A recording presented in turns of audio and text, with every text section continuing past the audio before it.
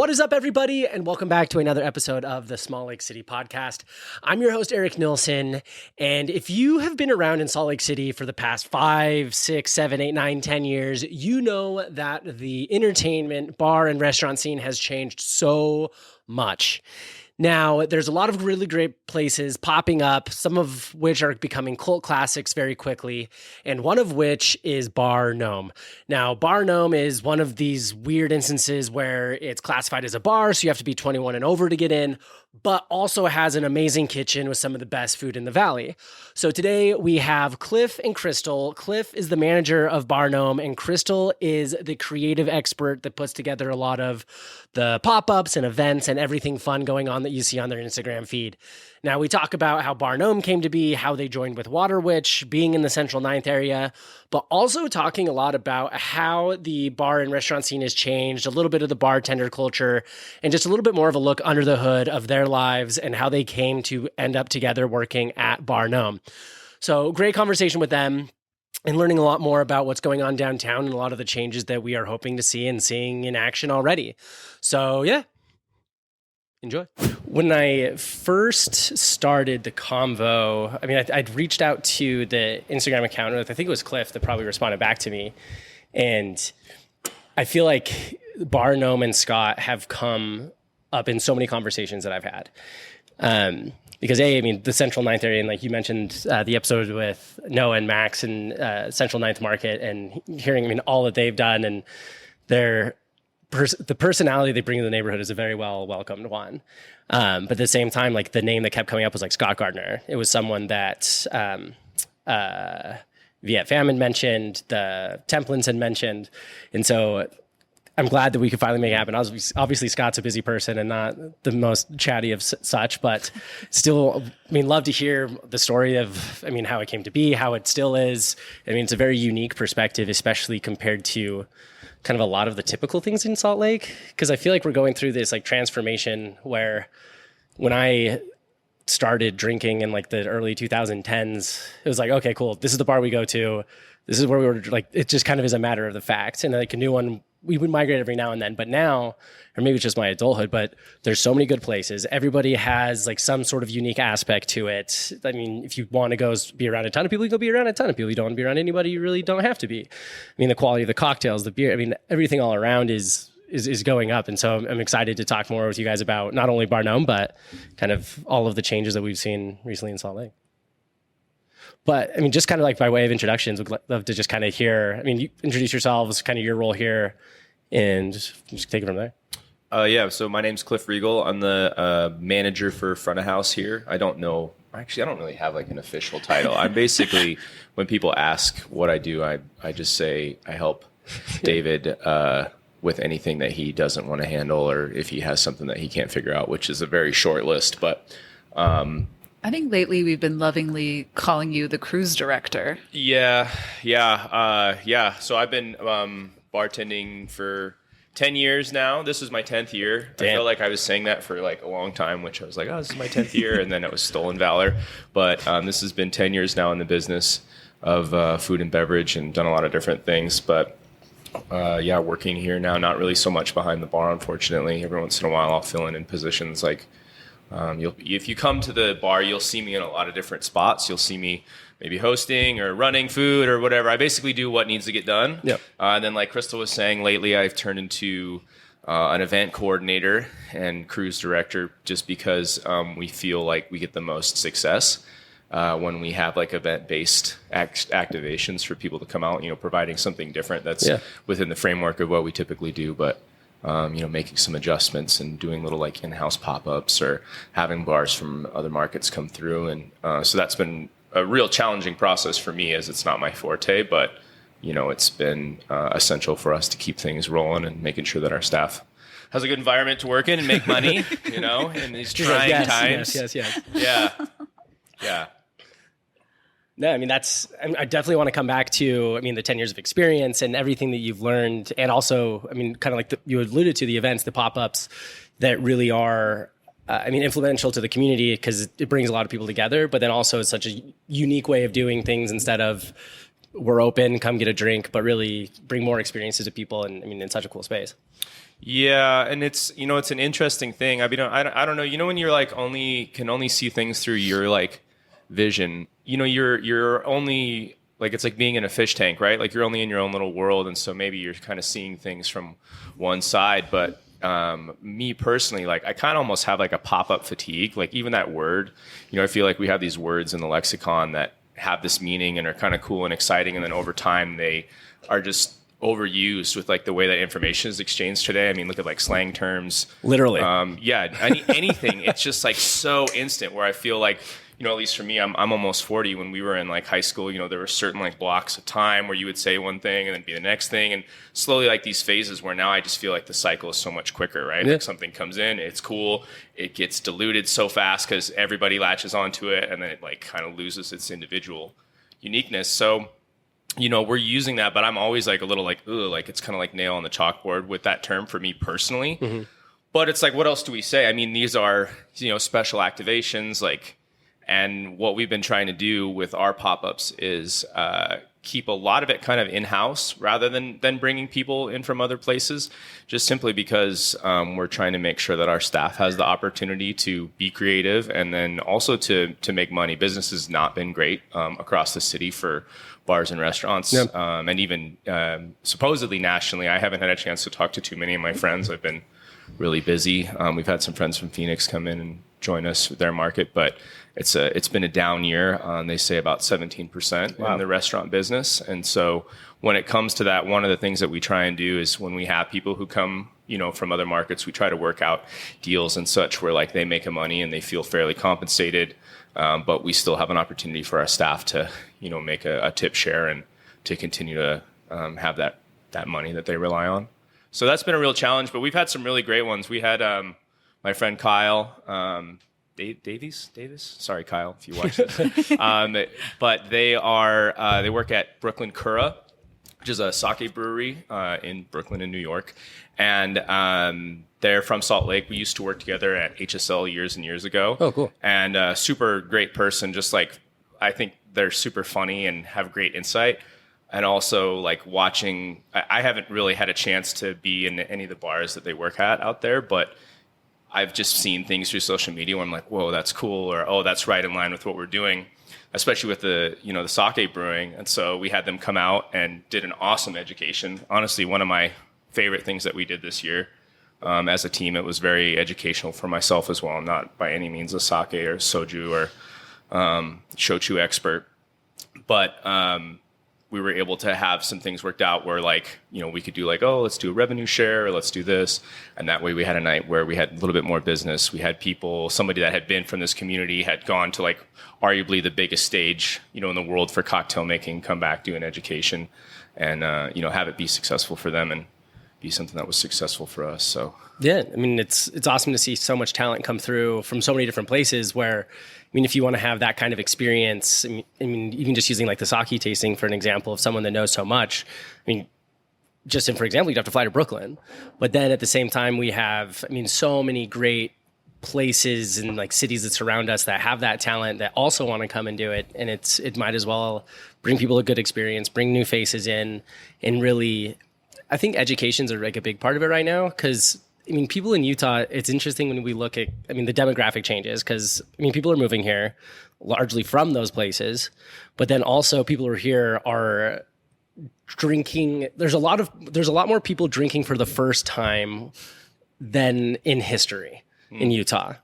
And so, and I feel like as I experience those people that are going through those changes in life, there is a big part of education. One of my friends, he can't drink a beer without putting some sort of amount of water in it. And depending on what beer it is, he'll always have to put, if it's a double IPA, he's putting a lot of water in. And so I feel why is he ordering a double IPA then? It's a long. My bad. No, defend your friend. I'm team you guys. I'm listen, brother, you can't. There's a single IPA. You don't have to 2X it right away.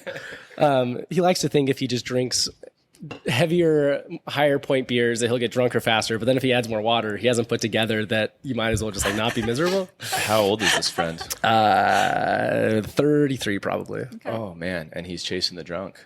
Yeah. But there's a lot of people like that because like so many people see alcohol as, I mean, a way to get drunk, a way to go out, a way to have fun. Like, I mean, a party, a tool to get to a party. I mean, whatever you're escaping something or wanting to, go out for a night, whatever that might be. And then there's the people who, I mean, like for me, for example, like if I want to go have a drink, it's like me, 3 to maybe 5 other people sitting around a table having a drink, like good conversation. Tabling is what my therapist has termed it as. And then there's the other part of things where it's like, oh, like I do want to have a good cocktail and understand how these different flavors came together and where these ingredients are coming from, where it really does come to like the art side of things.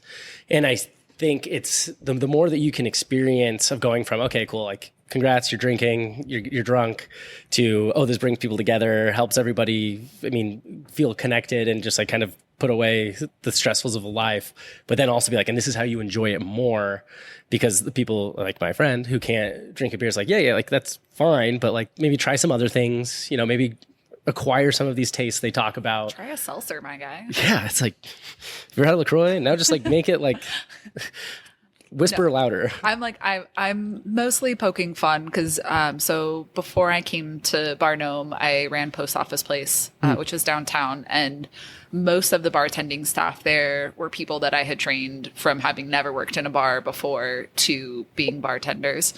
And the thing that I tried to instill in them the most that was instilled in me when I started learning to bartend is that everybody's preference and where everybody at is where they're at and is what their preference is. Like, I'm not going to hate on somebody for liking a lemon drop because they're delicious. Yeah. I'm not going to hate on you for making a mojito. Or like wanting a mojito. I might be mad because our mint doesn't look amazing today, but I'm totally poking fun at your friend. If you want to water down an IPA and that's your jam, and I'm here for it. Mm-hmm. Yeah, that's funny. I think one of the things that we've been noticing, or like I've been noticing in the business is, there's a two-sided relationship. There's the insider perspective where we're at, and I can see the good and the bad of what we're bringing to the table. And then the same thing for like the consumer side. And one of the things I think people are like, they'll be like, oh my God, I'm so sorry. I need an ice cube for my wine, or I want water for my beer. And we don't give a shit.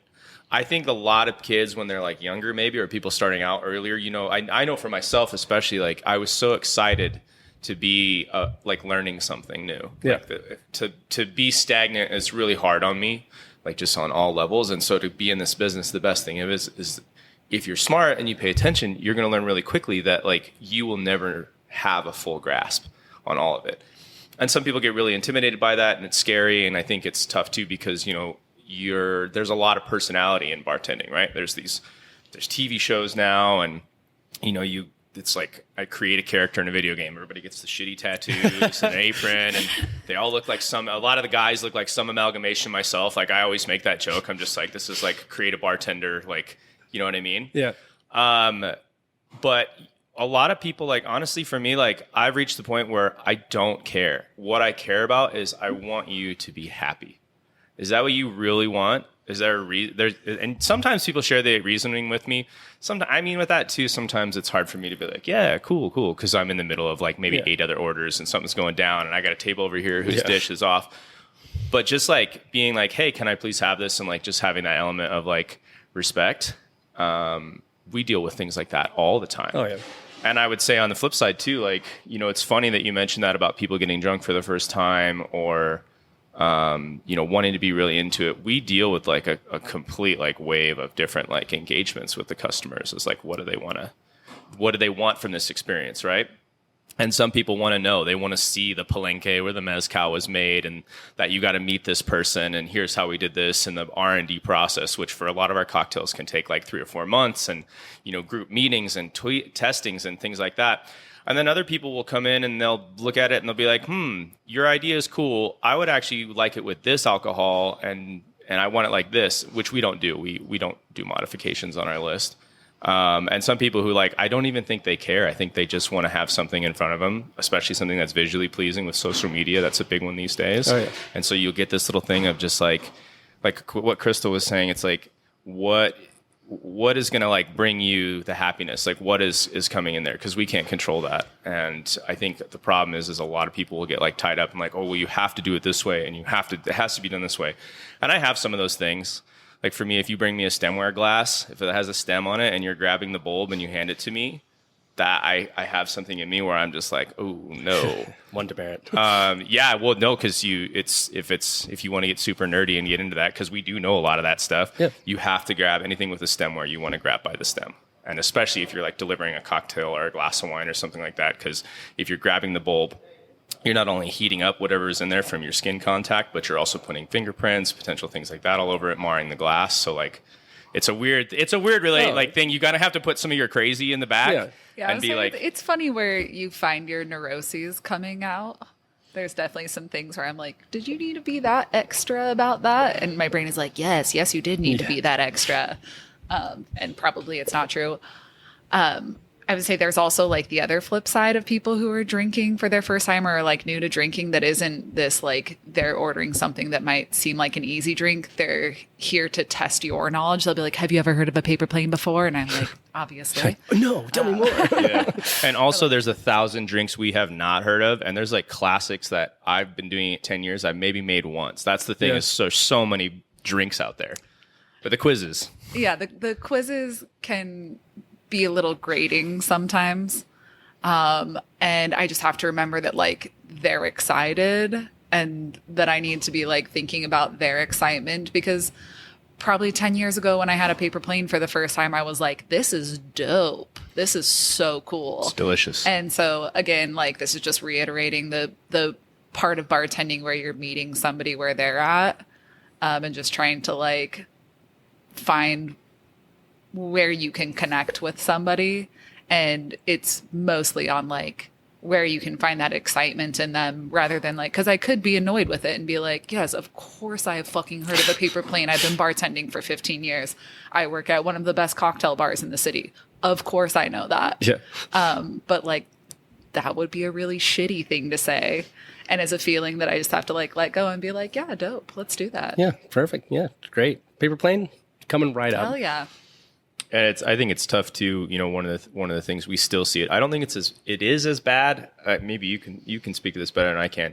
I do still feel like there's a lot of men out there that do have a hard time with female bartenders, whether they maybe even know it or not. Right? They'll be like, "Oh, you think you can rustle this up, or can you make this, or what about this?" And then they'll say like, "Not a lot. It's better now," but sometimes it'll be like "toots" or "sweetheart" or something like very very like dated language, and so I've just seen it as like an outsider, and been like, I've actually been in positions where somebody asked the female bartender next to me for advice, and then they looked at me, and I just like went like this, and I looked at the female bartender, and I was like, you were asking her. I don't know why you're looking at me. And so that's something where I think I've just seen that experience of like this questioning and like the qualification of like your ability simply off how you present or your gender or your pronoun or whatever, right? I mean, everybody is as much as I think we're getting better in society of it, people do size people up and make, a distilled judgment based off their, experience or their prejudice or whatever. I'm even guilty of it. And I'll look at people and be like, oh, I bet this is how this interaction is going to go. And you have to like practice of just being like, what's going to happen here? Yeah.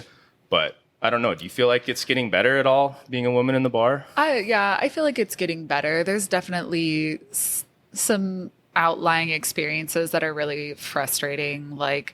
And I think it happens around whiskey a little bit more than anything else. Yeah, for sure. That tracks. Just like, as I mentioned, the bar I worked at before this one was very heavy on Japanese whiskey. We had like 35 different kinds of plays. Thank you. About 35 different Japanese whiskeys. I curated that program. And so I'll have occasionally, generally older gentlemen, look for a male in the room and be like, I want to talk about Japanese whiskey. And they'll be like, oh, Crystal, you should go talk to Crystal. And they'll be like, no, thank you. My paradigm, no. And pass. Yeah. And then I think there was a time, it was a couple months ago, and you were on the floor serving for some reason, and somebody wanted a roulette, and you brought it to me and you were like, can you do this? And I was like, yeah, for sure. sent it out, and then they were like, yeah, he made the best roulette. Will you make us another one? That happens so often. He's just like, she's the bartender. She made it. He's like, he made the best thing. Like he walked it over to you. Yeah, he delivered that you would like tequila. So I think it definitely happens a lot less than it used to. It's kind of hard because when I first started bartending was when I was living in Seattle. And I definitely worked in some bars that were very heavily male driven. It was 15 years ago. There were fewer female bartenders out there. And so I think I kind of like cut my teeth more in a time period where that was more prevalent. And then when I came here, I started working at Undercurrent. I was one of the first group of people who opened Undercurrent. And we had a killer bar team. Oh, yeah. Cool. Really killer bar team. And Amy Eldridge was the bar director there. And so it was like one of the first time that I was working with like a really strong woman and had like that person to look to. And then, so when I left there to open Post Office Place, I was like, I want to create a space for females to learn to bartend. So it was like very heavily female focused. So I've just been in a position that I've got to be around a lot of females and be in that kind of space that I haven't had to deal with it as much. And then I think coming here, I'm just with a lot of seasoned professionals that take this very seriously. And so it's just kind of not tolerated. Yeah. So I feel lucky I'm sure if I were at a different kind of bar, I might deal with the tootsin more often and the doubting of my ability to do something. But also like I've been bartending in Salt Lake for 10 years now, and I've done a lot of competitions. I've worked at a lot of cool places that I think I have a bit of a name for myself. So I think that people do recognize that I know what I'm doing. So I get questioned less, I think. Yeah. I mean, especially if you've gone through enough of it, which like sucks that you've had, I mean, there's like, I don't necessarily say this, I don't want to necessarily say like the scars from it, but you like know how to deal with it. And thankfully, to your point, and also it's like, depending on where you go, it's going to be a lot worse than other places. And I would guess this is probably on the better spectrum than a lot of other places you could think of.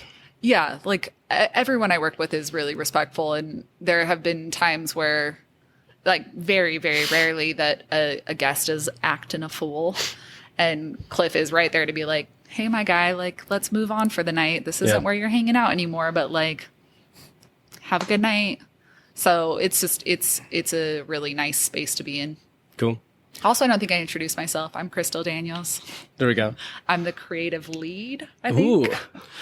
Ooh. Cruise director and creative lead. We'll take it. Yeah, she drives the boat. Crystal is super fun to work with because she is experienced. She's got a palate that, and maybe this is self-serving. We kind of joke about it sometimes, but we have very similar palates, but we have like different preferences. So we'll taste through things and talk about creative process, but we do it with everybody, right?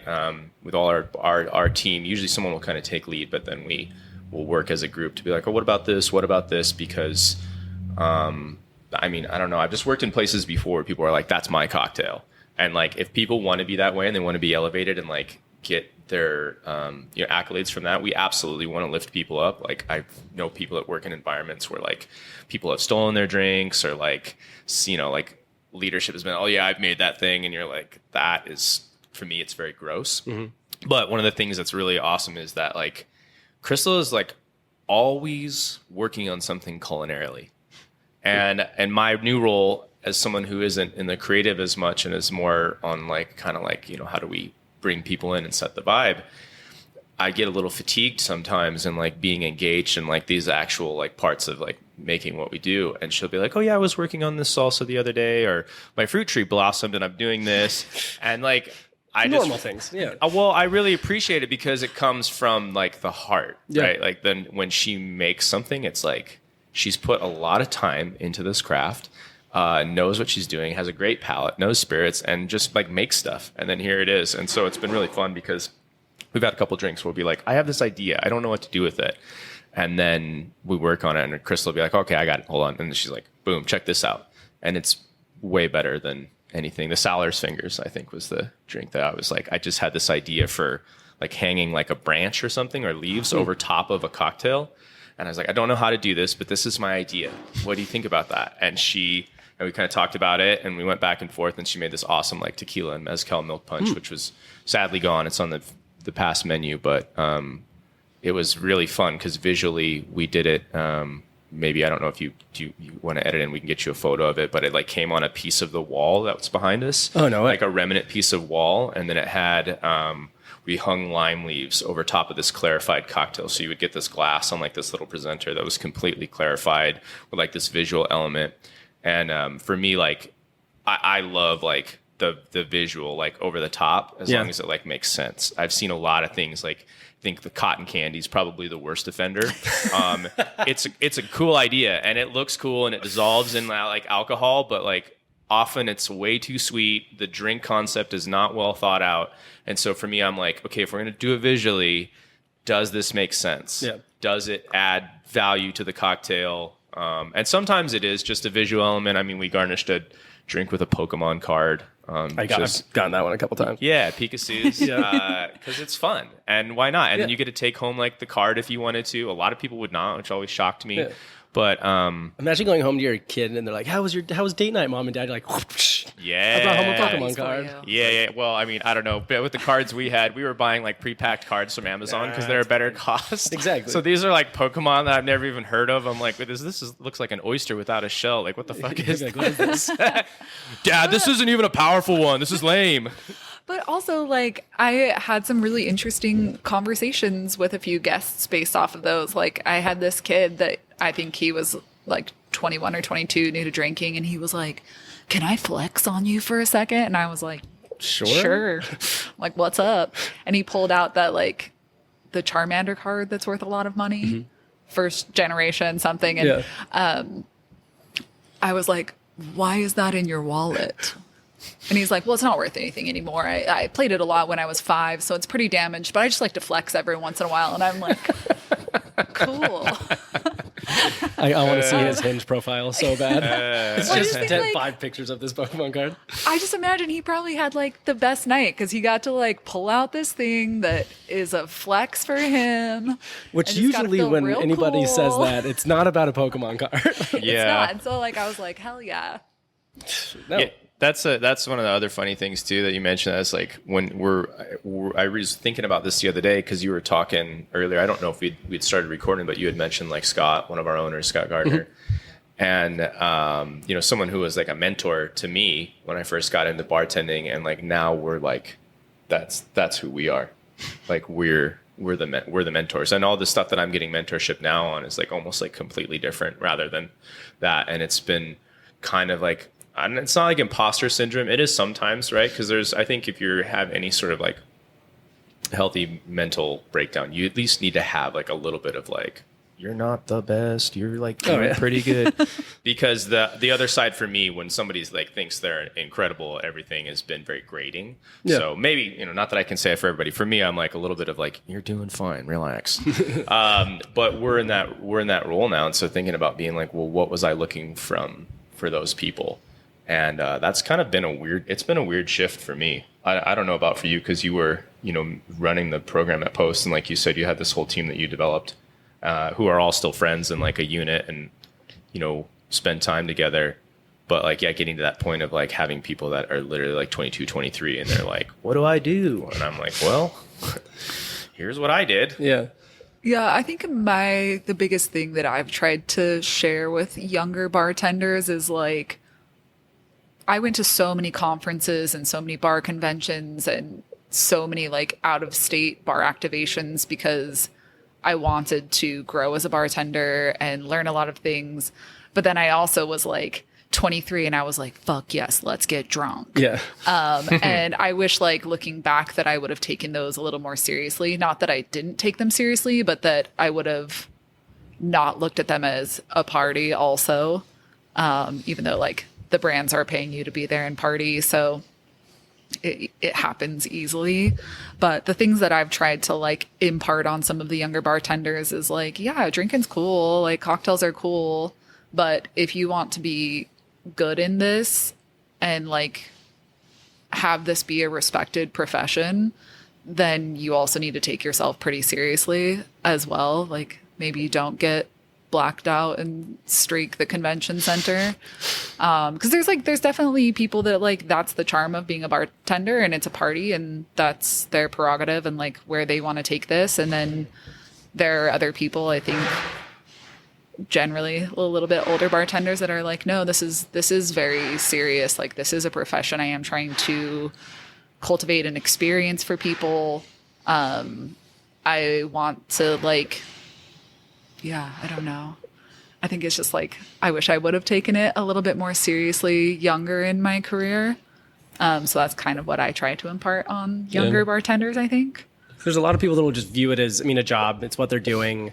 They know how to do it well enough. But then there's the people who see, the artistry in it, the beauty in it, the science in it, the craft in it, and that do want to make an elevated aspect to it, as much as I hate like another word that gets overused a lot. But to the point where, you see fruit blossoming in your backyard, and that inspires you to do something here.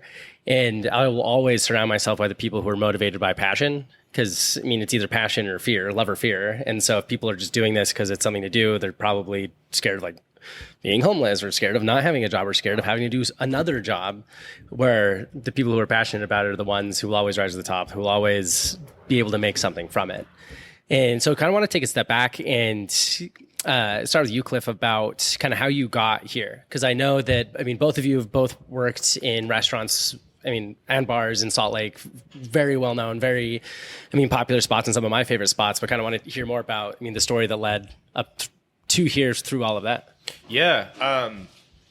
I hated my life. I worked so many different jobs. I'd done almost every job in snowboarding. Snowboarding was my original passion, and I tried to pursue like being in that world and getting sponsored and doing that, and got some stuff for free, but was just never like, that good enough, frankly. And so once I realized that, and realized like I didn't have like the kind of the drive too, because at certain points I was like finding reasons to like sleep in. And it's just like, the weather's like okay today. And I had a realization where I was like, oh, you don't love this enough to do the thing that you want to do. And it was kind of jarring, because I think I was 22 or 23 at the time, and I was like, man, this is rough. So I worked in sales. I sold stuff, and that's how I went up to Seattle. I worked for Burton Snowboards, and worked within like a sales agency up there for 3 years. Cool. And it was kind of when I started drinking. I was raised religious, non-denominational Christian family, and was pretty active in church until around this time, and then just had some things that I think shifted in my life where a lot of the things in church didn't really align with me, without getting rid of it. I didn't get out of it and be like, fuck God or spiritualism or all that stuff. Like, yeah. I do feel like, I still have a relationship with my parents, and I appreciate them, and I appreciate, people who are religious after the fact, which I'm also grateful for. But, so that's where I first kind of started being around bars. There's a place called the Bus Stop, and my friends Rodney and Gary, who were partners, owned it, and it was tiny. It was so small. It was probably, for your guests that know Salt Lake, it was smaller than Waterwitch. We'll use that as a reference. Wow. They would do karaoke on Sunday nights. Very intimate karaoke. Yeah. Oh, yeah. And I worked with this guy at the time. I moved up there to chase this. I'm unpacking so many memories. Please. I moved up there to pursue this job with a sales agency. It wasn't even secure. Like, I knew somebody who worked with them, and I was like, hey, I want to get involved with this. Like, I know I'm not going to be a professional, but I still want to stay close to this thing that I love. So I moved up there and just got a job at like Home Depot, working in the lumber section, because I needed a job. It was something to do. And I'm like, okay, cool, I'm here. And I met a guy there whose name was Andrew, and he was like, I was new to the city, didn't really know anything, didn't have a ton of friends. And he was like, hey, you should come out to this bar at this time with me and come check it out. I'm like, yeah, okay, sure, whatever. So we go out, and it's this bar, the Bus Stop. And, being raised like religious and like Christian, and being kind of like conservative and sheltered in a lot of ways, like I was not prepared for LGBTQ scene, and was like in my own way, like very homophobic, honestly. Mm-hmm. Like I was just like, oh man, someone's going to try and get me, all these narratives I think that you get fed. Yeah. Not in all churches. I know there are churches that are accepting of that, but, at least for me, a lot of the things that I was around did not present a positive image of gay culture. And so I got this 1-2 punch of like being in a bar scene and having my whole entire like life like perspective change. Totally. From like making friends who were gay and trans and basically just completely outside of the norm of who, I had been around for most of my life. And so I was up there for 3 years. My drink of choice at the bus stop was I would get a Mexican Coke because they would have it. Yes. I would pull the drink off the top, and then Rodney, who was always very, very nice to me, would pour a shot of Fireball on the top, and that was my cocktail. And that's what I drank. Or I would drink like beers, and I remember I would go on dates out there, and it was a pretty cosmopolitan scene. Like they had a really good cocktail scene. I don't remember when did Cannon open? Oh, I was going to bring up Cannon when we were talking about as we talked about like drinks served in the right way. But yeah, Cannon's amazing. I feel like they had to have been open. I apologize. I'm not as up on like my history with things like that. Employees Only, Canyon, all these like storied bars. Like lots of respect to them. I just don't follow it as well as I should. Oh, it's fine. But there was a cocktail scene, and they were making cocktails, and I would go out, on dates, and like a lot of these girls that had been in the city would be like, "Oh, let me get a cocktail," and I'm like, I could not have been less interested. I was just like, I'm good. I'm gonna have a beer and a shot. And that's what my life was in Seattle. But that was kind of my first introduction to, that scene of being in the bar and starting to drink and be around that and having that whole adventure. Moved to Salt Lake, have 3 or 4 different careers. I was a machinist. I worked at an incineration plant out in the West Desert at Aragonite. That was a crazy job. Where they literally burn trash. Crazy. Yeah, it was wild. I had to clean up cyanide at one point in a hazmat suit. There was one thing where there was a part of the kiln, right? It was all the stuff moves through this. It's a big sideways tube, and they have a balanced mix of either like it'll be anything from like medical waste to old military supplies, like all kinds of crazy shit comes through here. But you'll have like barrels, they'll have some contaminated dirt that has like, either oil or something from like maybe a job site that's spilled.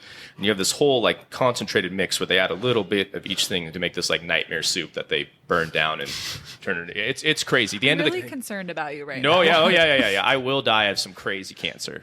Cry at my funeral. Anyways, so they had this little window that you could see into the end of this kiln that was like the pit of hell. Like it was such a crazy thing. And it's all like based on a positive and negative airflow, right? So you had to be careful because if it went positive, it would shoot this heat out of the window at you. But since it stayed negative and everything was sealed, the airflow would go through this whole system, and it goes through like a series of cleansing agents essentially. But one of the jobs we would have to do is you would have this shotgun that was literally just like a lever, a metal pipe, and a trigger that you would put in through the window, and we would have to shoot down these big buildups of debris around the outside of this kiln thing. Yeah, these are the jobs that I've done. I cleaned out carbon silos at 110 degree heat. So, and I'll get back to why this is relevant, but I worked all these careers, and I was so unhappy, man. I got to a point, the last job I had was an awesome job. I worked for a company that made performance car parts for Audis, and I learned how to do CNC work. I was starting to learn how to do programming, but it just was not like really resonating with me because it's such a high stress setup when you're programming, and then you just sit there and like press a button like mindlessly for like days sometimes for a part thing. So I didn't really like the like super intense to like lowest of the low. I needed something that was kind of a little bit more in the middle. And my friend said, "Hey, they're hiring at this wine bar. I think that you would be good at this. You should come and check this out." And I was like, "Yeah, I don't know." And then I was like, yeah, screw it. Okay, whatever. I'll go and give it a shot. And I went and interviewed at BTG, the old location next to Cafe Melisse, and they needed someone to work the door and be a bar back, and you didn't have to have any experience. And so I sat down and interviewed, and I was like, hey, I'm just looking for a couple days a week. They're like, we need somebody more full-time. And I'm like, I don't know if I can make that transition, right? Like I had a house. It was not like any money. I was going to take a big pay cut. But I went back to work that week, and something like kind of clicked, and I kind of was like, I can't do this anymore. I need to do something different with my life. I need to change my life. And I'd been listening to a lot of kind of like different podcasts or talks or things, and that thing of shifting your life and like taking you in a new direction. So I went outside. I called Jesse, who was the manager back at the time, and I said, hey, this is Clif. I want to take that position. I need to put in a notice. I can start part-time on these days, but I'm going to put in a notice at my job because that's what I do. And he's like, that's totally fine. And so started off there learning about wine. Worked with an awesome guy, Louis Koppel. I think it's Koppel, Louis. You know what your fucking last name is. He's the fucking man. He's the man. I love him so much. He taught me so much about something that he did not have to at all teach me on that level. And I would go to these wine tastings and I would sit there and like, granted, I'm 28 at the time. So I was pretty well, I figured out who I was as a person in a lot of aspects. And I think a lot of those things when you're a little bit more insecure and a little afraid when you're younger were kind of gone. So I'm sitting at this wine tasting and everyone's like, yes, raspberries and currants, a little sandalwood. And I raised my hand and I was like, okay, I don't know how to do this. I smell hairspray and I taste grapes. So, and I had to learn how to use the tongue, the palate, how to aerate, all these things that you see your wine dork friends do that a lot of people do performatively, but do have actual, applications for really tasting wine. And over time was able to I would start actually picking things out and recognizing flavors. And just, it's my first love. I don't get to work with it as much here. Sadly, we're actually shrinking our wine list because people only want sake and cocktails here. But that was my starting point. And then from there, I think that interaction, I think it was already ingrained in me, but I think that interaction with Louis and having somebody, and Jesse and Fred, owners, everybody over there, Shelly, having mentorship that came from a place of actually wanting you to be successful really got me into a position where I was like, okay, this is what I'm going to need to be successful.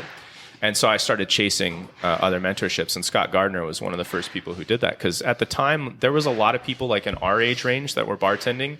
I didn't know anybody at that time. Obviously, I just gotten into the scene, but I would see these people around, and you kind of you see these people oh, these guys are cool, and they're doing this thing, but you maybe feel a little competitive too, right? You're oh, am I good enough? Or nobody knows about this thing. You start going through all these emotions of being in a specialized scene. So I would go to Scott at his bar at Naked Fish, which is a restaurant, and would have him make me classics that I'd never had before. If I was reading, because I was buying books like crazy. That's the other thing is kids now will be well, I don't know, or whatever. If you can't figure out how to bartend in 2024, it's over for you. You got to find something else. There's so much information literally on Instagram. There's this guy who pops up who shows how to make milk punches, all these things. There's so much information. If you can't figure it out, you are the problem. Yes. I'm just going to say that. Way too much information. Exactly. Out there. But when we, and Crystal, because she's been doing it even longer than me, you could not find stuff. One of the first books I have, it's called the New York Bartender's Guide. And it's this big, rectangular book with a bunch of drinks that are honestly all variations of the same thing, or not correct. Their zombie spec is insane. My first zombie I ever made was from the New York Bartender's Handbook. It had 7.5 ounces of alcohol in it, not just the rum. I drank the whole thing, and I woke up the next day in my house. I did not know where I was, right? You zombified. Exactly. No, literally, I was living that life. And so not having that information, I recognized right away that having somebody else who had gone through the trials and tribulations to get their advice, especially somebody who carried themselves professionally. I wasn't just hey, you look cool. How do you make this thing? I was very I would watch people. And so I would go and sit at his bar and I would have him make me classic cocktails. And he was very, very cool to me, and he did not have to be. This is another person who, to me, they're acts of love when you're nice to people and for no other reason, just to be nice to people. I mean, granted, it's the service industry, and that's, I think, why a lot of us do this, but that's love. And so this love that was shown to me, I was oh, this is this dude's the real deal. And he would he knew history and was wrote books and made these amazing drinks. He was the first person who ever gave me a clarified cocktail. I mean, all the stuff that we're doing now that people think are cool, Scott Gardner was doing it 10 years ago. And it was just as cool, if not cooler. And I don't think a lot of people know that about him now, especially these young kids are oh, he's the guy who owns the Water Witch. But I'm that's a bad man. He's a fucking nerd in the best way. I love you, Scotty. I know. I keep waiting for you to do your impression of him. Oh yeah. I mean, I don't know if that's sanctioned yet, but we'll try and sneak it in. I've got a pretty good Scott Gardner. Yeah, you're like, oh, Scott couldn't be here. I'm like, but he could. Though. Well, I'm right here, partner. Anyways, so I tried. I was going to sit in front of him, learning about cocktails. I had the opportunity to go work at Handle in Park City. Which at the time was, in my mind, like pushing the food scene the most. At this time, this was 7 years ago.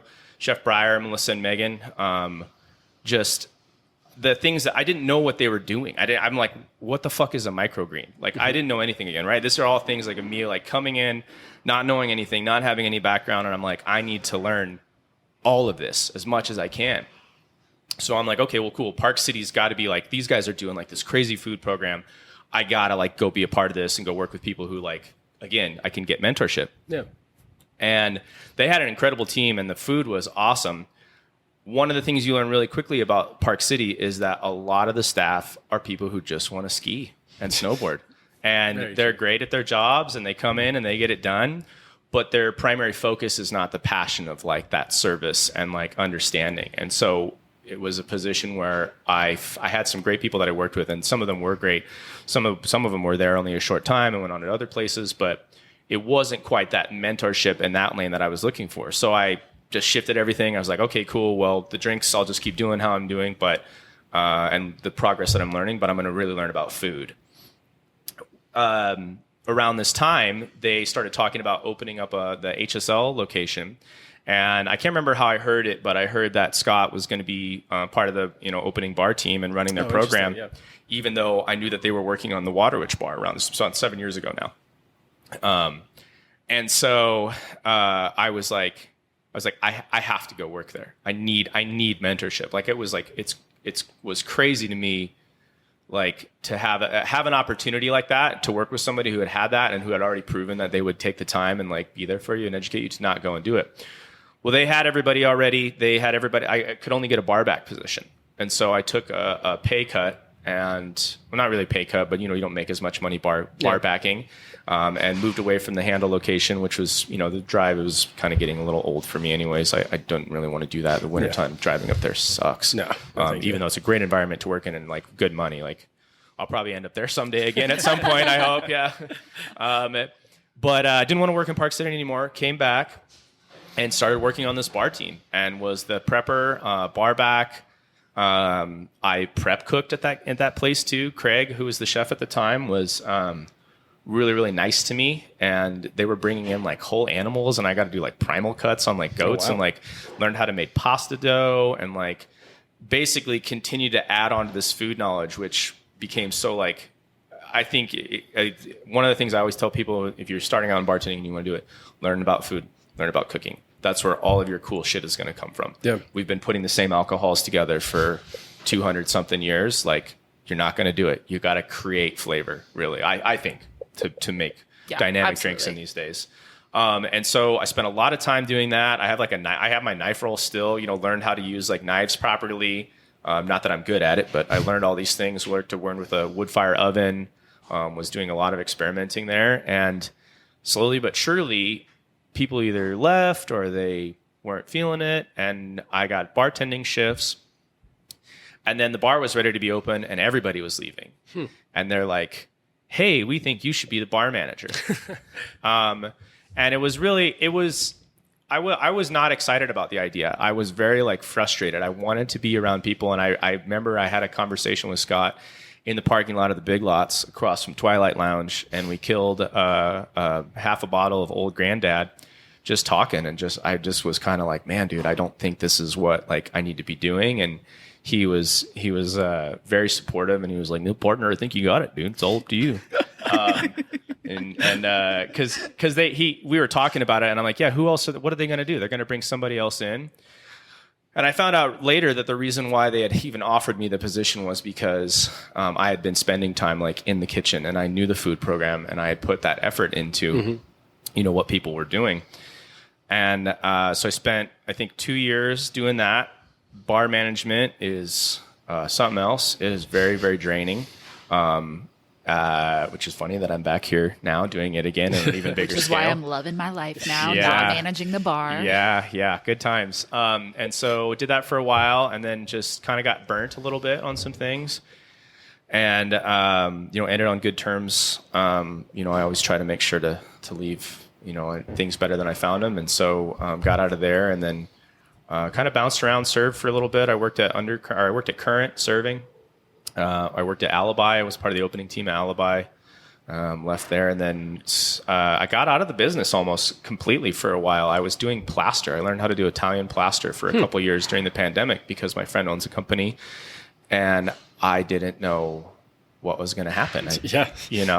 Hard time to be in food service bartending. Yeah, and it was so crazy too. I mean, we can talk about that separately, but like the year, especially afterwards, like 2021 and 2022 were just like some of the most wild experiences I've had as a service professional, and as a guest, like dining in places. I was like, this is a wild world we're living in, and people are going crazy. Yes. But Scott was saying that he was feeling like they were like under a little bit of pressure. They needed some holes to fill at Waterwitch, and I was living with him at the time. Actually, I had sold my house and was looking for another place, and I was living with him.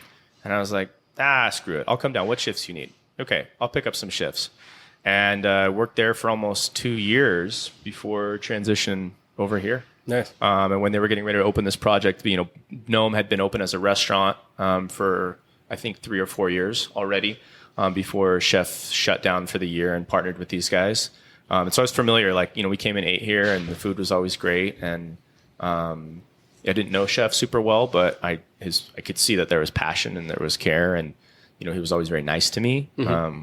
And so when he partnered with Sean and Scott, he said they approached me and said, "Hey," and a couple other people actually too who were working over at the time who've gone to other markets or other places, and they were like, "Hey, we feel like you guys would be good for this role. You've all worked in restaurants before, and you understand like the food and alcohol like relationships. So, would you be interested in coming over here?" And for better or worse, I said yes, as long as it's not a lateral move. I don't want to move from bartending in one space just to go to bartender in another one. I need to start working on my progression again and going into a new role. And so, that's how I ended up here. Sorry, that's a long story, but Hey, it's a good one. I'm glad we got there. I'm glad you found it. I'm glad you're in Scott's ways. You and Scott's paths met at a Big Lots parking lot, and you were able to keep working along. Because again, I've heard so many good things about Scott. What a great mentor to have. And again, seeing yourself in that process of now being able to mentor people, and this whole cyclical change just keeps happening as you move forward with that. But which obviously, I know you and Crystal worked a little bit at HSL together, but Crystal would love to hear kind of more about your story. Because I mean, obviously it includes a great resume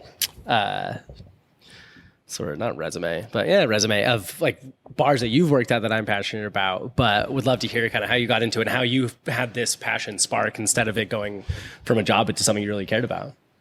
Yeah, I think mine is a little less romantic than Clif, so please, please give me some grace on this one. a lot of sex in that origin story. So I actually laughed when you came in today and I saw your shirt because it says Goth Babe on it. My foray into the restaurant industry started when I was managing a Hot Topic. Yes. I was living in Utah County. Yes. What a great combo. Yeah. So cool. Not so just a cool. phase. That's so funny. I did not know that about you. I worked at a Zoomies. So Hell yeah. Yeah, mall kids. Let's go.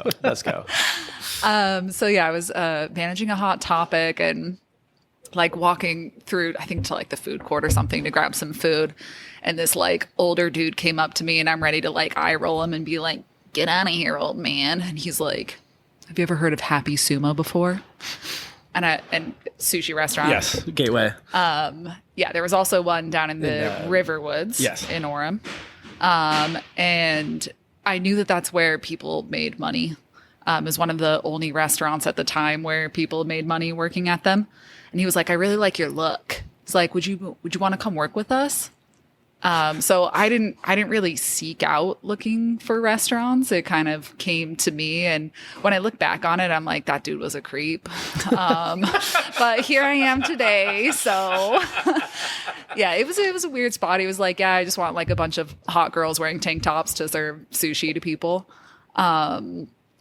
And then I ended up, after getting my associate's degree at what is now UVU, I didn't know what I wanted to do, where I wanted to go after that. So I moved to Seattle, continued working in restaurants. I wasn't quite bartending yet. And there was this one bar that I would go to on my walk home from work every night. I would stop there to get a nightcap before I got home, made friends with the bartenders there. And one day, one of the bartenders was like, hey, Angel's Envy is going to take us out tomorrow. Do you want to go with us? And I was like, yeah.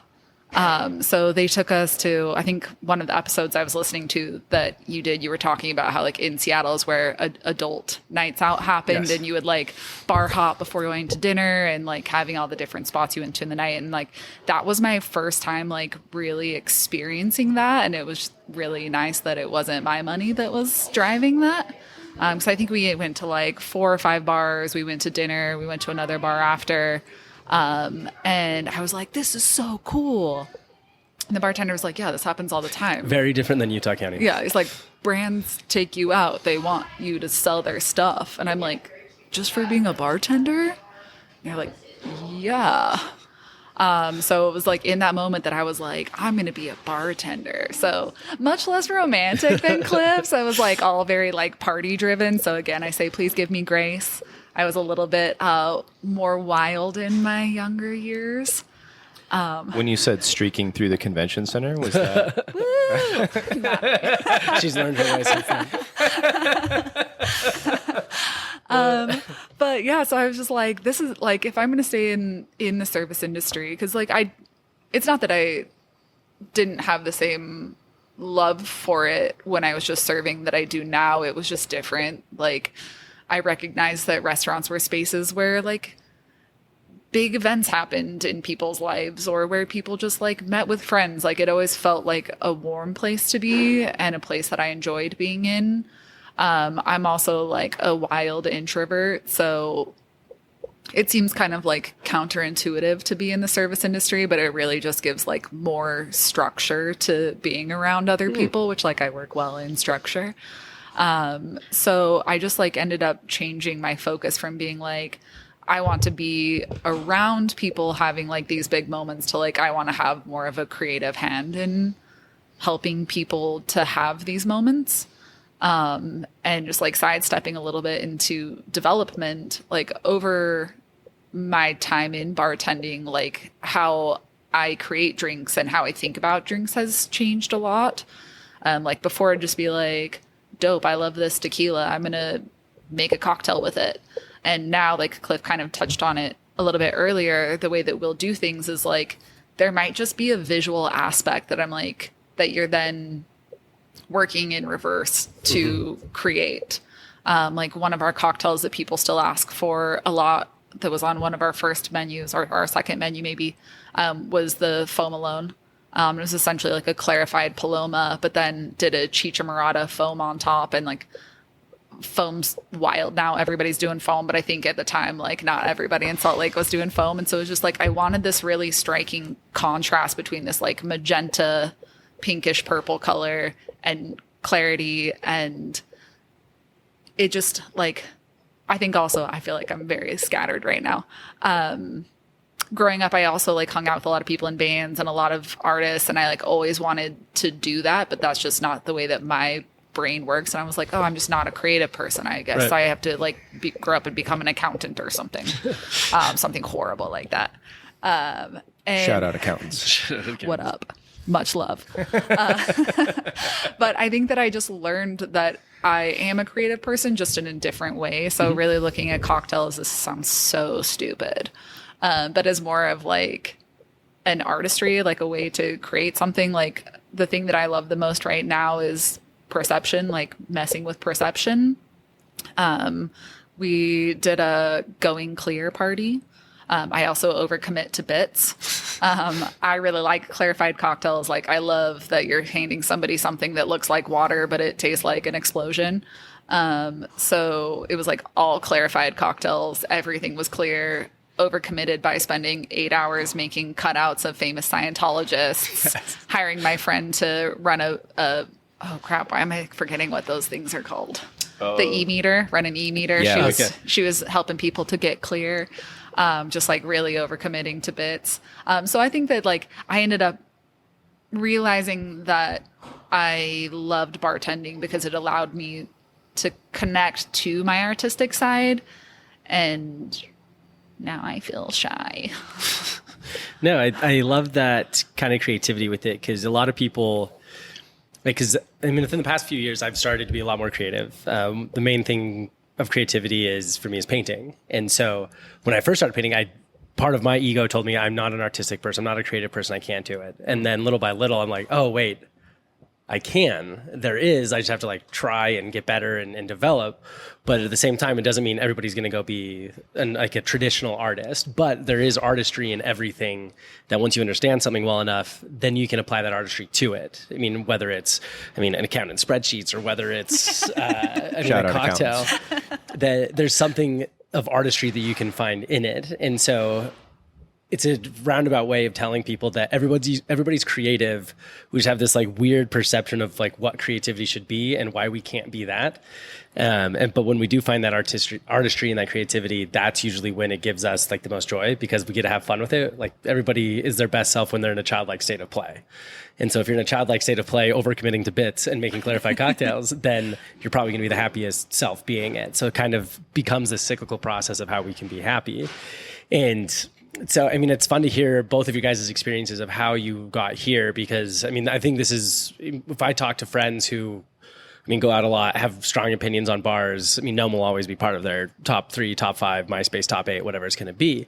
But we'd kind of love to hear more about what you are all doing intentionally, or what kind of was the idea to make Nohm what it is now, and how we got here. I think one of the things that we do well and have started doing a lot better recently is you are fighting for everybody's attention. With everybody becoming better at cocktails, like they're used to, I don't know, like 7 years ago, 10 years ago, there was Bar X and that was it. Yeah. If you wanted to do a cocktail. And now there are so many amazing people making cocktails. So now within like a block radius of Bar X, there's like 7 cocktail bars I can think of. Yeah. So I think a lot of what we're doing now is trying to capture people's attention and like give them a reason to choose us, to come to us. And so I do think that our everyday cocktail menu is really amazing. We put a lot of intention into it. Drinks do take months to develop. We all work together on it. There's lots of like fine tuning. But I think a thing that we are doing is doing all of these fun events. Doing the Scientology night. We also, I thought, we just did a Godzilla night a couple weeks ago. And I think that we really got to engage with one of our servers. I think that the focus becomes a lot on bartenders in spaces like this, and servers kind of get forgotten. And he wanted to do this night. It was his brainchild. He wanted to do a Godzilla night. Clif helped him to develop his cocktails because he's not a bartender. He came with like ideas that he wanted, and Clif I just fleshed love those that out for him. his thing is like, it's gonna be Godzilla. It was gonna, Yeah. oh my Well, gosh. he He brought all these like toys. We screened. He has the DVD box set from like the very first Godzilla movie. We were screening those on different parts of the bar. And like people turned up. They came in like Godzilla shirts. Like, I think people want a reason to go out and do something and to like feel connected and feel like they're doing something fun. And I think that that's a thing that we are just starting to get really good at, and something that we're trying to push more. And I think it also helps to keep everybody here engaged and trying something new as well, like pushing it, because like most good cocktail bars change their menu 3 to 4 times a year. So there's like 3 to 4 times a year that you're like really focusing on coming up with something new. But I think every week or 2 weeks we're focusing on coming up with something new. Because like next week we have an event with Oaxaca. The week after that, we're doing a tiki night with Nissan. So it's just like we are constantly thinking about creation and how to up ourselves. And I kind of like, I can't necessarily speak to like where Salt Lake's cocktail scene in general is going, and can mostly just speak for myself. But for me, it's become so much more of a visual thing and a storytelling aspect than it has, because like classic cocktails came out and then everybody learned them. And like Clif mentioned earlier, like you're not going to create the new classic. That's not what we're doing anymore. And so we're kind of finding a way to tell our own stories and like what we're working on and what we're passionate about. And I think that bartenders are still romanticized and people want to know us and know what we're doing. And so we just like get to do that through the lens of we're creating this because this is what's exciting to us. This is what we're into right now. So I don't know. I feel like that's where it's going. It's just in a more visual storytelling direction. Yeah, I mean, it's about the thing is, so cost of goods across like I think most industries, the average has gone up about 30%. Waterwitch did their first like price raise, and we're referencing Waterwitch for people who don't know. We're like all part of one team, and so like literally what they right do, next door. Yeah, we actually operate under the same liquor license, and the hole in the wall is what actually made us possible for us to have a different bar. We run two separate programs in the sense of how they're laid out and the spirits and everything like that, but like we're very entwined. But they did like their first price raise, I think, in like 5 years. Wow. I think it was last year or the year before. And so it's something that it's very, very like jarring for some people because, you have a certain expectation of something. And I think not everyone is doing as well as they would like to financially these days. And so one of the things that we are really trying to play with is like, hey, what can we do that's like creative and will provide a unique experience, but also be, financially equitable for guests to come in. Yeah. And so, with it being events and experiences, or with it being a visual aspect, I want to. I say we because I think we're in alignment. But I want people to come here and be like, I am glad I spent my money there for a multitude of reasons, right? The product, the experience, the fact that you're supporting small business. There's so much California and Vegas money coming in right now. And like, I think you mentioned somebody mentioned something about like the younger bartenders. I think one of the things that's really awesome right now is there was kind of a weird gap there for a while. Almost everybody in our class, to use, for lack of a better word, got into like real estate, or they left the market, or to work in other environments, or they're in other industries. I kind of looked around for a while, and there just wasn't, these people that I had already always been around and could go in and talk to about like, hey, what are your problems? What are you working on? Go check out their list. And there was this like kind of like weird period where like I think people were just figuring it out, but they didn't really have any mentorship. And now we have this new crop of I don't even know what the age range would be. We'll just say like late 20s, early 30s for using the term kids, but like a younger scene. And then there's some really serious people out there, and they're really doing it. And they're people that like, as someone who takes it seriously and is proud, you can be like, hey, like that's somebody I'm happy who's here. Because one of the biggest things I think that we're seeing in our business right now is that lack of like leadership and care.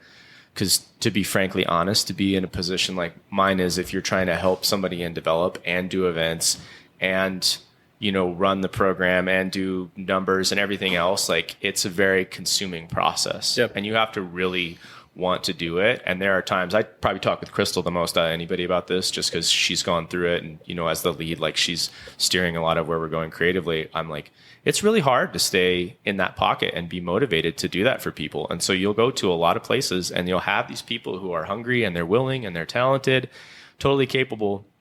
And they don't have anybody who's like, hey, like if you just do this, it's going to save you that amount of time, or swap this instead of this, or those two flavors don't blend, swap this one instead. Like that little bit, or just maybe even like an educated palate, just to have another person who's not going to give you like feedback. One of the things that's tough in the bar scene when you're making these drinks as you're working with the team is getting people who can actually say, okay, here's my flavor preference, right?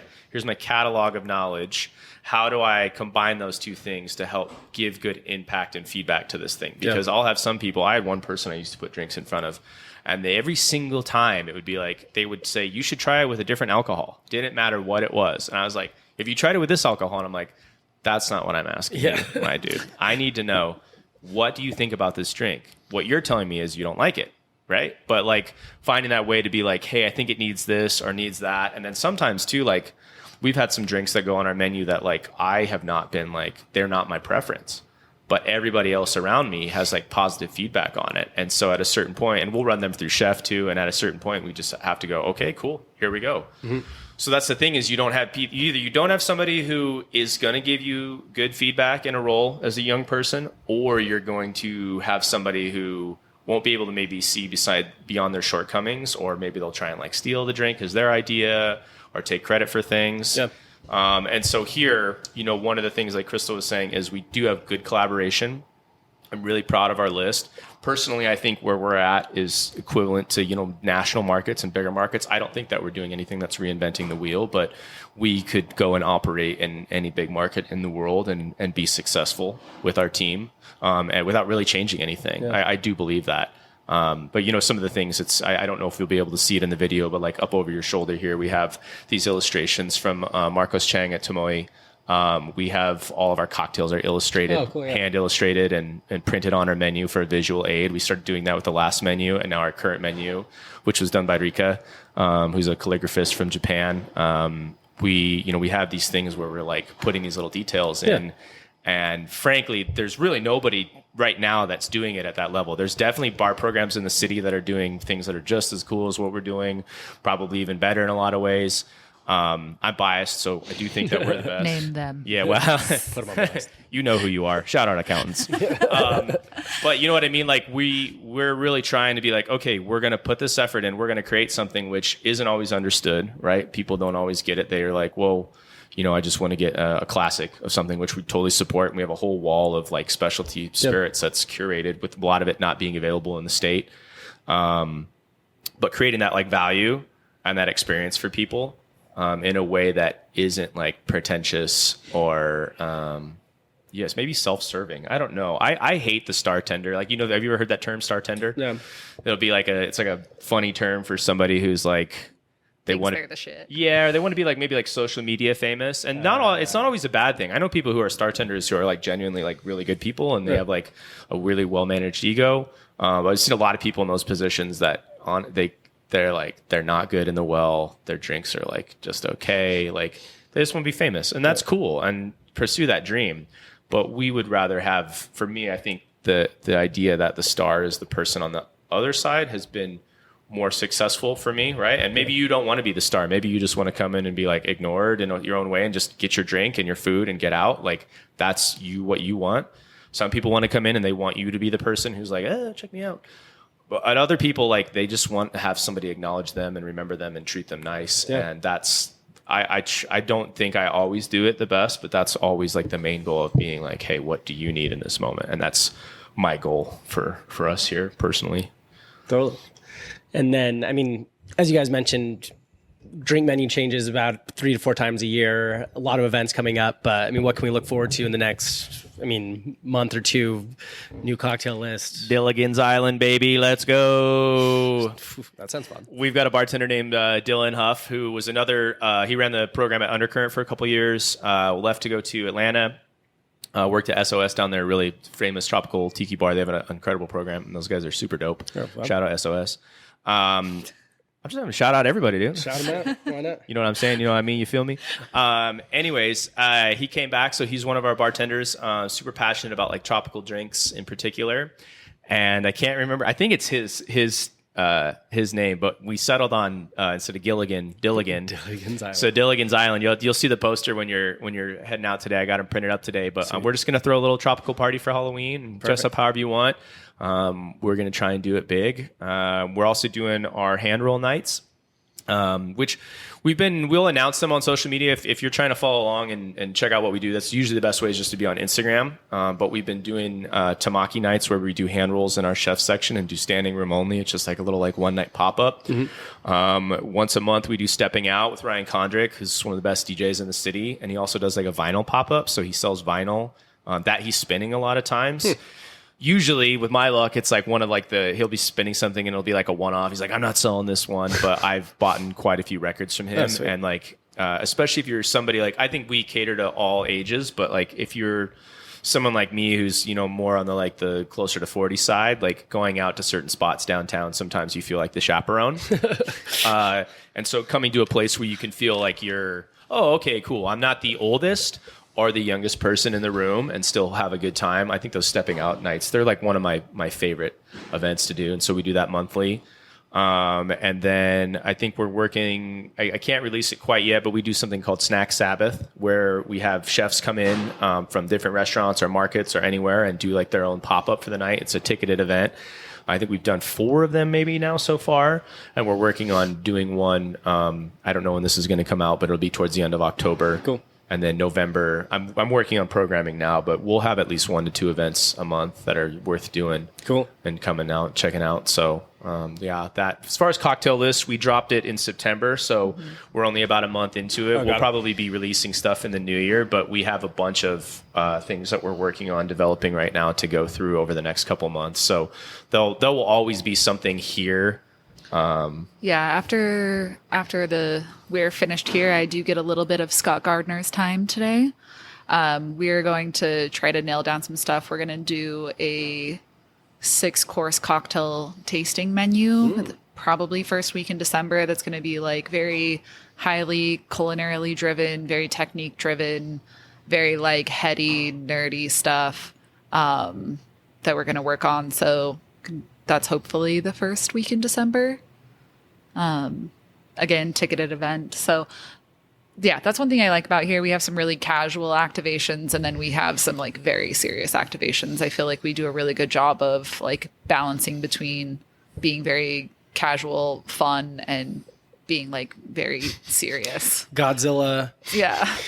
6-course cocktail tasting. 6-course cocktail menu. tasting. Oh, yeah. Time for everything. No, I think that's what a lot of people are looking for. Like, I want something specific. And like one example is like, I feel like dress up or like costume parties or themed parties. It used to be where, I mean, in college and before, it's like, oh, I barely like check the box, but I'm here. And then now people are like, I've been up for 2 weeks straight hemming this cape for this, and like whatever it might be. And so I feel like people are so ready to get into, I mean, so many of the events that are coming up, especially if it's themed, especially if it's fun. I mean, Godzilla, Gilligan's Island, whatever it could be. People are like, I'm in, sure, yeah, I'll throw on a Godzilla shirt. Sounds like a great time. Like, it's such an easier way to get excited about going out, having the experience, and being like, well, I mean, we can go grab drinks and dinner and then maybe go meet up with these people. Like, does that sound fun? It's like, yeah, that could be. Or you could go to Godzilla night. Like, I mean, not to show my bias of where I would prefer to spend my time, but I'll always take an activation, a pop-up, an event, whatever trendy words we were using, and go from there. I mean, just, that if you care about food and drink, come down to this neighborhood. You don't have to come to us. You can go to the Pearl. You can go to Central Ninth. You can go to Waterwich. We have 2 of the best breweries in the city down the street from us. I think that, we're just really trying. I don't know how else to say that. Like, we're actually trying to do something, and that's super hard in this city. Yep. You know what I mean? Like you were saying, there's a lot of new drinkers. There's different demographics of people. We've got all these people moving in from other states now. And I'm really, really proud of what we're doing here, but it's not just us. Like, the Central Ninth block is like not to be fucked with. And I think we're only going to get better. And fuck around and find out. There's a lot of people. I mean, literally there's a lot of people between Chef Tommy and those guys over at Pearl, Noah, Max, Dill, Griff, all those guys over there, Dev. Like, I'm like, there's a ton of people here that actually care. And in a time where I think, it's, you might not have as much going out money as you had in the past. It's important for me as someone who's in that, same position where I go, it matters. And I want it to go to somebody that I know, like, has been like, somebody like in this case, like Scott or Chef David or Sean, who has started off like working in kitchens and bars and now have these programs. Same with Tommy, like Chef Tommy worked forever for Takashi and now like has like his own program of Vietnamese food. Like these are people who have put the time in, and to me it's worth supporting what they do. And not that that's just on this block. I mean, there's a bunch of stuff, Coyote Ramen with Hiro, like there's a bunch of places like that in the city, but I've become very selective in where I go, and I would encourage listeners and viewers to be like, hey, think about those places that are important to you, and make sure that you go and support them, because it's a tough time in the business right now, and the people that really care, that treat you well, like they need the support. So there's been a few really sad closures lately. SLC Eatery, Beltex, like go support people you love. No, it's always weird when like a place will close down and someone will be like, wait, so-and-so closed down? I love that place. It's like, all right, well, when's the last time you went? Like 4 years ago. I'm like, well... We've been getting that a lot. It's one of the things that's so frustrating. So I'll air out his dirty laundry a little bit, even though it's not dirty laundry. Like Chef does not take days off. He doesn't take days off. He works every single day. I think he's maybe taken 4 or 5 days off in the year and a half since we've been open, and is like literally like pushing the food program, like trying to like bring out something that like people can understand and appreciate, while also like talk to traditions and Korean and Japanese food.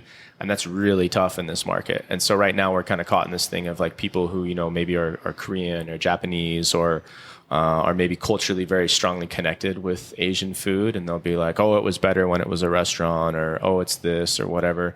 And then we'll have people on the other end where like, oh, it's too spicy or it's too this. My thing is just like, hey man, like Chef is like trying to put it out in the best way that he can. And I think cultural identity with food is super important. It's one of the things I love the most about food, is finding out how deeply ingrained it is with people. But I'll see a lot of feedback from people that's like just distilled down to the fact of being like, oh, this isn't this enough, or it isn't of this. I'm like, there is a Korean person who is literally killing himself to like put out this like cultural food. And I'm stoked to be a part of it. I definitely get some imposter syndrome sometimes of being like, here, let me explain this dish to you that I literally learned about a couple months ago to people. But getting to be a part of that and be with somebody who like cares that much and is working that hard, I don't know. I feel like I'm rambling now, but I just love Chef and I love his food. Good guy. Come try out Chef food. It's gonna be great. Shout out Chef David. Dude. Shout out accountants. Shout out accountants. Yeah.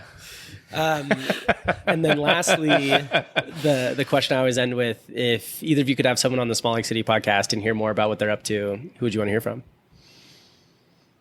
Okay,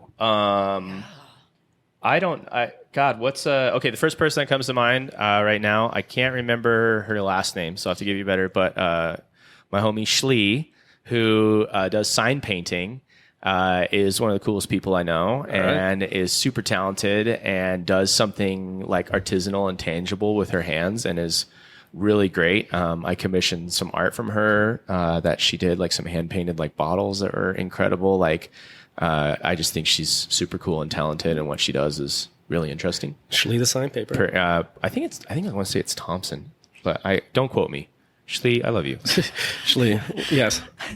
I'm just laughing right now because you're usually so good at names. Like we'll be in any given shift and I'll be like, oh shit, this is like the 8th time this person's come in. Do you remember their name? And he's like, do you need me to get you a notebook? Yes, I remember their name. And this is the 3rd time you've been like, you know your name. You know your name. You know your name.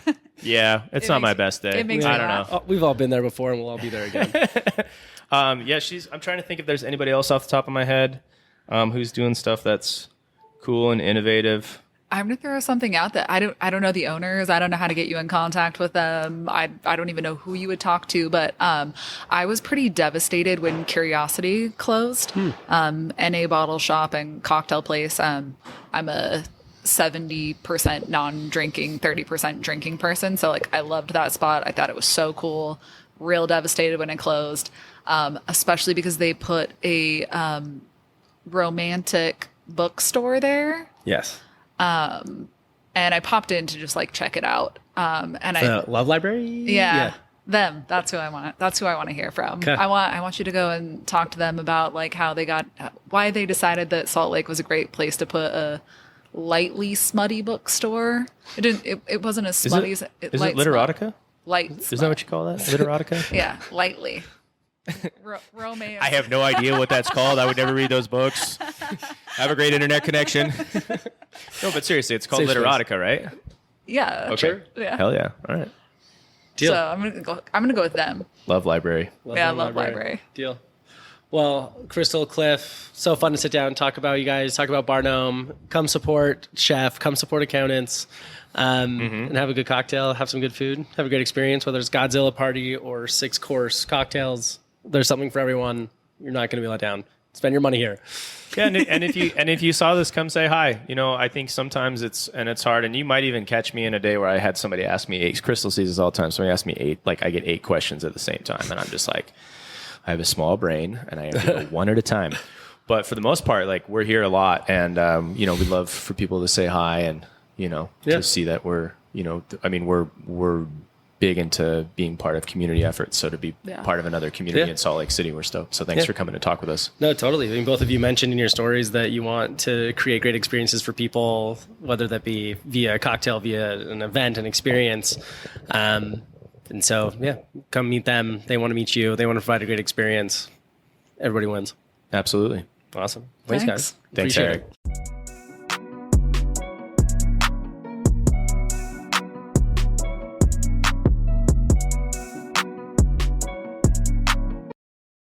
Thank you so much for listening to this week's episode of Salt Lake City Podcast.